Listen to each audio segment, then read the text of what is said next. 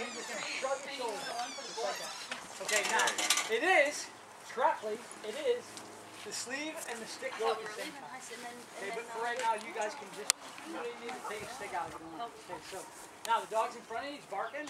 And I say anytime, so you know, it's like, okay, you're going to pull up and make a grip. As soon as you make a grip, you put your leg that's opposite the sleeve, you're just going to step back a little bit away from the dog. Okay? So now the dog's away from me, I'm just going to keep the sleeve alive, walk, turn backwards, pet the dog, turn back out and walk, turn backwards, pet the dog and slip it. Okay, let me see that. So the dog, yeah, everybody start the same way, facing this way. Okay. So you just gave the dog a bite.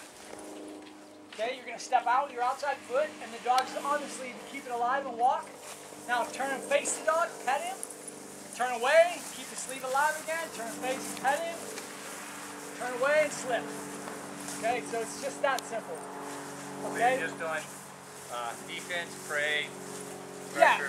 So when the object is when you work a dog. So any dog that I work for the first time, so you bring your dog, I've never seen it. I give the dog a grip, I turn away from the dog, I feel the grip a little bit, I check back, is everything okay? Ah, everything's okay, maybe I'll make a little pressure.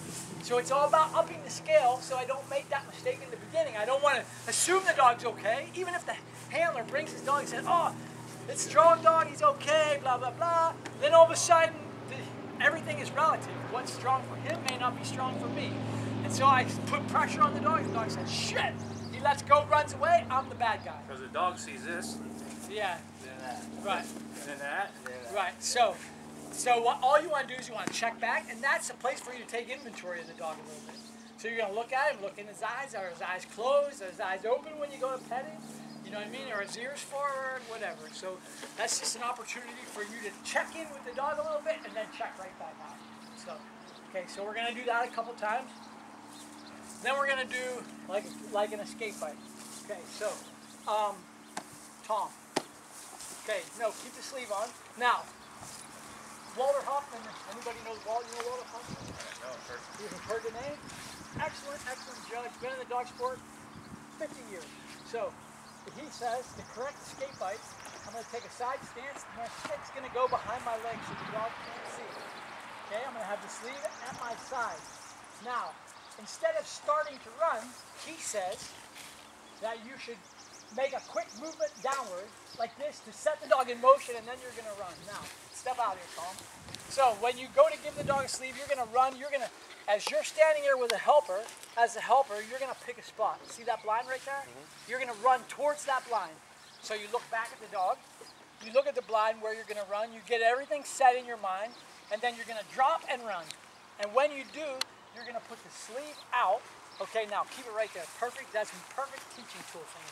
Okay, now I'm the dog, and you have the sleeve here, and I go like this. You see how that pulled you forward? Okay, so if I put my arm out like this to make an escape bite, go ahead. You're a big, strong guy. Take this off. Put your arm out like this. Okay, don't let it go forward. Okay, don't let it go forward. Okay, now tuck your elbow in right there. Now don't let it go forward. See the difference? Yeah. Okay, so instead of sticking the sleeve out like this, you're going to tuck it in a little bit and put your elbow against your body, and that's where you're much stronger. You pull your center of gravity in, and you're much stronger. Yep. So you're going to look the dog into the bite. As soon as the dog bites and grips, you're going to walk backwards a couple of places and just stop, just like that. So it'll look like this.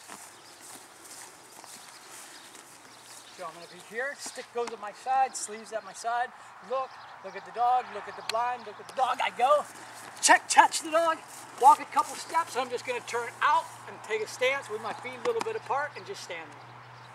Out the dog, I'll say, okay, grip again, turn and slip. Okay, so that's probably all we'll get. I got 2 dogs, so I'll do a little bit of training with the first dog, and then we'll give him some bites. And then I'll bring the other dog out, do a little bit of training with him, give him some bites. All right?